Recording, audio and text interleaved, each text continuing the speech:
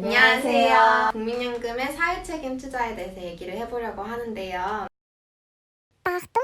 어필은 취약한 외국인 이주민들을 위해 주로 활동하는 단체잖아요. 그래서 어쩌다가 국민연금에 대해 관심을 갖게 된 건지 여쭤보고 싶어요. 그러니까 어필이 이제 난민을 돕는 곳인데, 난민이 발생하는 원인을 보니까 다국적 기업이 원인인 경우가 있더라고요. 예를 들면은 콩고에 그 핸드폰에 들어가는 그 탈탄이라는 재료가 있어요. 그래서 그 강물을 콩고가 전 세계 매장량의 3분의 2 정도가 거기에 있다고 해요. 그래서 그 탈탄이 매장되어 있는 지역을 차지하려고 이제 내전이 일어나는 거예요. 근데 이런 내전 상황을 이용해서 다국적 기업들은 또 이득을 얻고 있고 이런 상황이에요. 이렇게 하면서 난민과 다국적 기업이 연관이 있다라는 이제 그런 생각을 하게 됐고, 그러던 중에 포스코가 인도 오디사주에 제철 공장을 세우면서 거기에 원래 계시던 지역 주민들이 강제로 이주되는 일이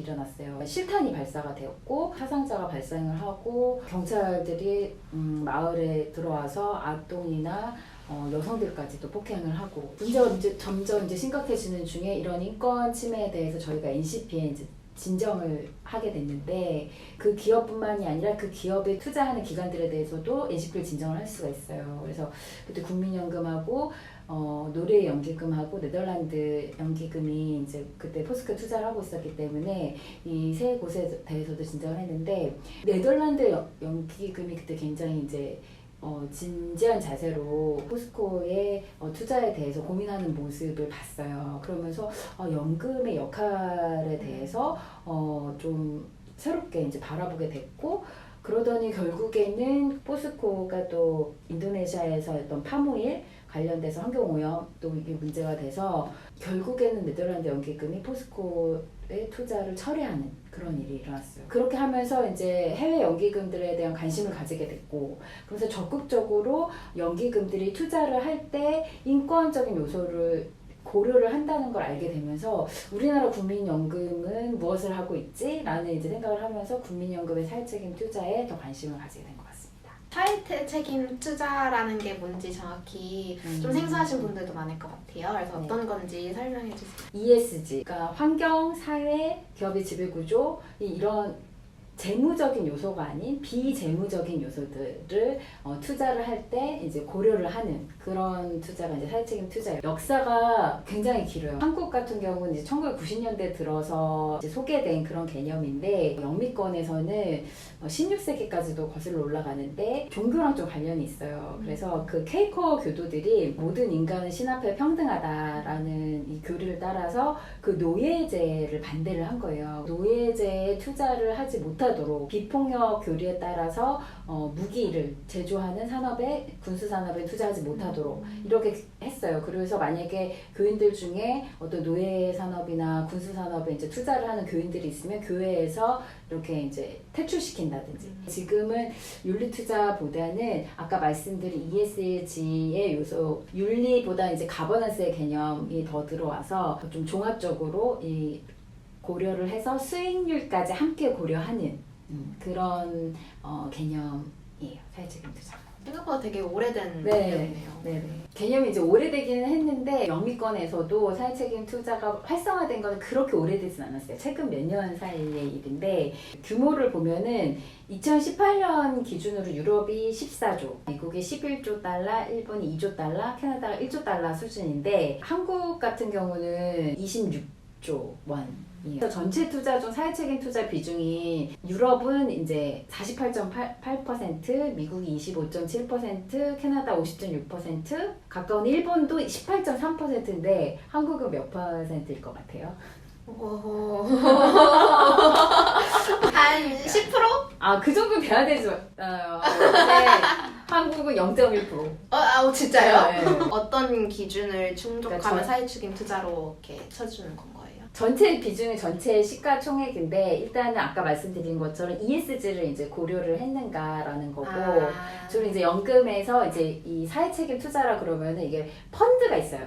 SRI 투자 펀드라고 이렇게 있어서 그것들을 이제 수치화해가지고 그런 것들을 모아서 수치화해서 사회적인 투자를 아마 개수를 했을 거예요. 그러면 현재 한국에서의 진행 상황은? 우리나라 국민연금이 규모가 엄청 커요. 일본, 노르웨이 다음에 한국 국민연금이 3대 연금이라고 할 정도로 규모가 크고, 그리고 한국에서 그 국민연금이 그 대기업들에서 최대 주주인 경우들이 되게 많아요. 그래서 국민연금의 영향이 매우 커서 국민연금이 만약에 사회책임을 선도를 한다면, 그러니까 한국에서의 전체적으로 다른 자산운용사들은 이런 곳에서도 사회책임 투자가 활발히 될 수 있다고 저희가 생각을 하거든요. 전 세계적인 방향성이 그렇다 보니까 국민연금도 관심을 갖지 않을 수 없고, 사회책임 투자가 수익률과도 관련이 있는 것으로 많이 보고가 되고 있거든요. 어떤 비재무적 리스크를 안고 있는 회사들이 장기적으로 수익률이 낮다라는 이런 보고가 많이 되고 있어서 2015년에 비재무적 요소를 고려하도록 하는 그런 규정을 이제 사회책임 투자 원칙을 넣기는 했어요. 네.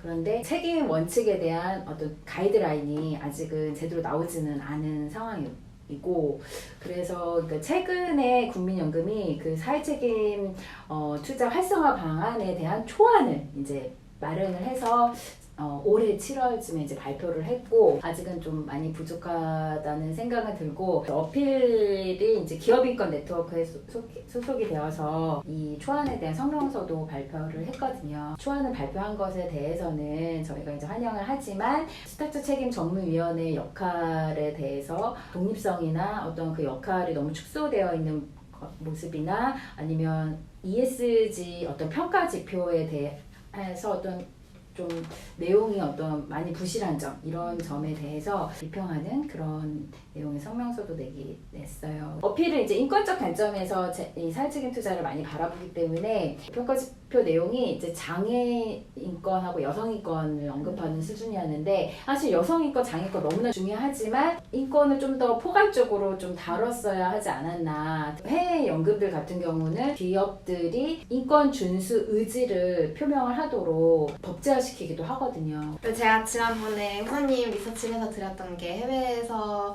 ESG 공시 의무화를 어떻게 입법을 통해서 의무화를 하고 있나 이런 거였잖아요. 그럼 한국에서도 비슷한 법을 만들려고 하시는 건가요? 네, 맞아요. ESG라는 게 결국에는 기업에서 내부에서 일어나는 일들이기 때문에 기업이 스스로 공시를 해야 하거든요. 이거를 일일이 다 국민연금이 조사하러 다닐 수가 없는 그쵸. 거고, 사회책임 투자에서 ESG 공시가 굉장히 중요해요. 유럽 같은 경우에는 EU에서 회계 현대화 지침에 따라서 노동자 500명 이상의 기업들은 의무적으로 ESG를 공시하도록 하고 있거든요. 한국에서도 이 사회책임 투자 활성화를 위해서 ESG를 공시화하는 그런 법안이 발의가 되기는 했어요. 그런데 기업들이 공시를 하기는 하겠다라고는 하는데, 근데 이거를 법적으로 의무화시키지 마라, 이 법에 대해서 반대를 하고 있어요. 그래서 어차피 할 거면서. 최근 그 일본 전범 기업에 대해서 국민연금이 투자 제한한 그거에 대해서 되게 말이 많잖아요. 맞아요. 그래서 어떻게 생각하세요? 네, 그 관련해서 기자님들도 연락이 오시고 막 많이 그랬는데요.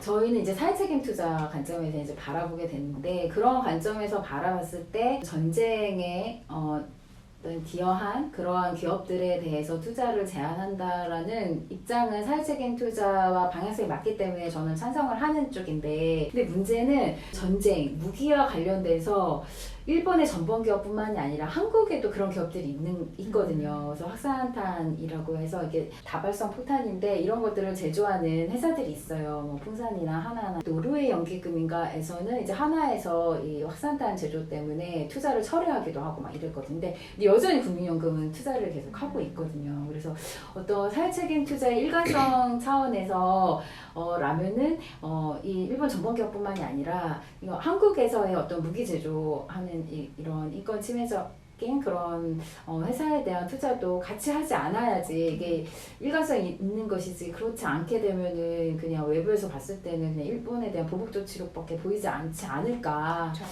무기 제조하는 회사에 대한 투자를 처리해야 된다라는 주장은 굉장히 오래됐어요. 이번 기회를 계기로 사회책임 투자 전반에 대해서 국민연금이 더 관심을 가지고 이 사회책임 투자를 증대하는 어떤 그런 계기로 삼을 수 있으면 좋을 것 같습니다.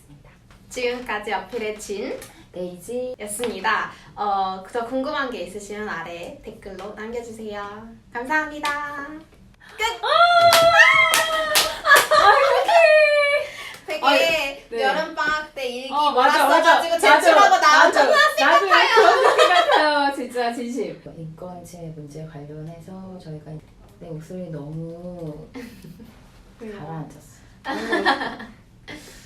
죄송해요. 아니에요. 진짜. 이런 건 그냥 잘하는 사람이 하면 좋겠어요. 원래 회사에도 홍보 담당이라는 게 있는 거잖아요. 그러신 분들이 하고 그러면 너무 연기 톤이야. 어떡하죠? 원래 인생이 연기야. 딱 그 중고등학교 때 정말 시험 보기 싫은데 시험 준비해야 되는 그런 느낌이었어요. 우리 점심 맛있는 거 먹어요. 그러니까 우리 스트레스 우리 맛있는 거 먹읍시다. 네. 그럼 사회 책임주자가 되게 생각보다 오래된 개념인 거잖아요.